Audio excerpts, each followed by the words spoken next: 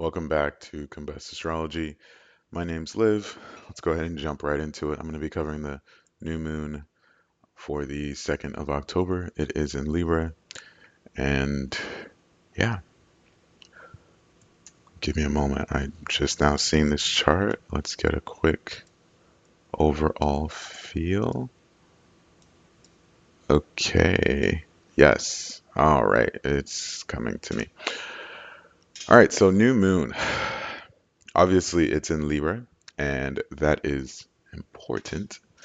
But what else we got here? We got Lilith and Mercury all together with the South Node. Wow, if choosing to be the main character in a very rom-com was ever a point in time in your life, now is the time.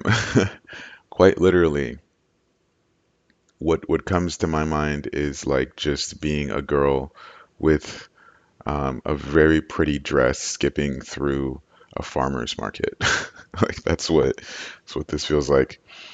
I'm just a girl, quite literally, just a girl. And that is the energy of this whole stellium. A little bit of it is like, I'm just a girl, or that I'm just a baby, but I'm just a baby, very aggressively, like, let me have this for once in my goddamn life.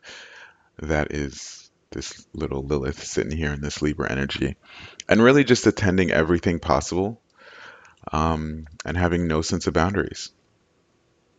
I'm not going to necessarily count the houses because I know everyone's location is different, but if we are looking at this, it really is just trying to find a beautiful balance of everything you want.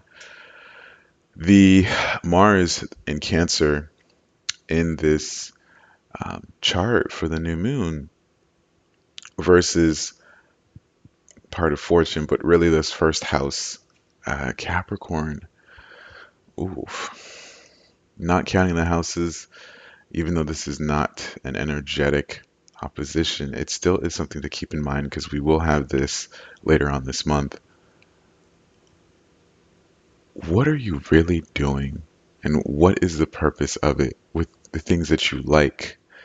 Um, because this is like such a sacrifice. And when we look at the ruler of Mars right now, we're seeing that Mars is in Scorpio, like Venus, sorry. And it's also in the North Node and the Chiron. It's been there forever. That's not anything new. But when you think about how the moon here being in Libra, we have this nice like Mars is in the moon because it is Cancer, and the moon is in Libra, aka Venus. And then Venus is in Mars. So we have this like weird um a very, very weird interaction between the planets where they're just like, oh, we need each other. So your core values being Venus, and then your actions of what it is that you want, and your drive and will, that's not a Z, that's an equal sign. And then also how you feel about it are all playing together. So how do you make this actually useful? The actionable steps here would be just watch your emotions. Your emotional intelligence is really imperative for this first half of this moon cycle, especially as if we animate this chart now, we're going to see that the moon is making its way through the typical third quadrant of the zodiac to like the last, right? So if you have an Aries rising here chart, because the moon is currently here and it's making that that new moon here, it's going to go through the third, the fourth to get to the first. So these topics on your interpersonal relationships and also, why did I write third over there? Hold on. Uh, there we go. Your interpersonal relationships and then your relationships with the masses are what's being focused right now. It's not really going to be about like what you do at home. It's really what you're doing outside. And so, are you really getting what you want? And are you really feeling the value from what it is that you're trying to get? So, for me, if I overlay this on my chart, I'm going to be outside. I'm going to be definitely trying to entertain and have fun and really um, mingle with people in a sense of not a relationship, but in a sense of like, hey, creating new groups of friendships.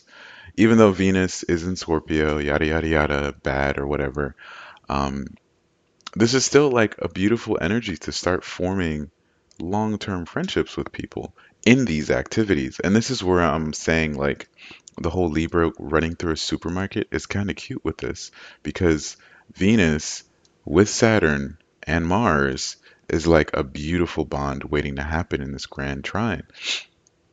Venus is seeing maybe some injustice as they're frolicking in the wind, and they're just kind of perking up and saying, hey, like, da da da da da about the situation. And then potentially feeling like they have to go in and save the day, like a sort of hero. And the Saturn and Pisces there could be like, hey, like I saw myself in this situation before. Let me actually speak up about it. The Mars in Cancer is now like, because, Venus and Mars are kind of intertwined minus the moon. Venus is like, all right, I've made an acquaintance, and I don't usually do this as a Venus in Scorpio, but now you're mine forever, and it's too soon. Whereas normally Venus and Scorpio would obsess, but it would take a lot longer and it would be a lot more um, filtering. That Mars in Cancer kind of comes in and says, I don't care, you're on my team and I'm capturing you. And now we must go together. When I look at Mercury, with it being in Libra, I now think to myself, well, where is the ruler of Mercury? It's still in Jupiter and it's about to be retrograded. But while it's still here, and it's touching this Chiron, we see Mars again with the aspect of energy of Venus here. And once again, just saying, like, hey, I could go in and actually help someone in an area where I really should probably be helping myself, but I'm not doing that. So, like, I'm taking this as a way to be like, yeah, yeah, you're not going to do this to my friend, or you're not going to do this to my family, my community, whatever it could be.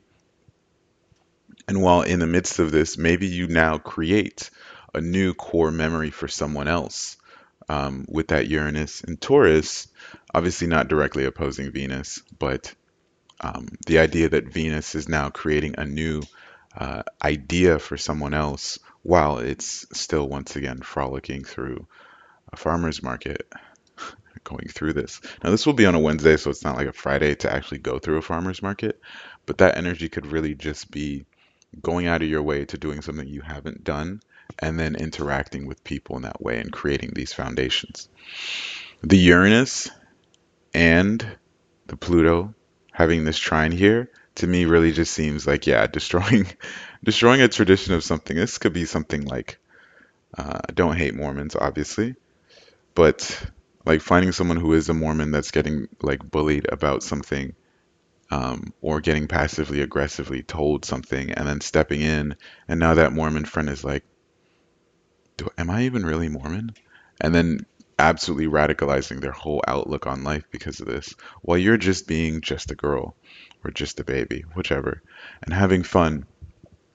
And so that's my immediate read for this chart energy. I hope you enjoy it.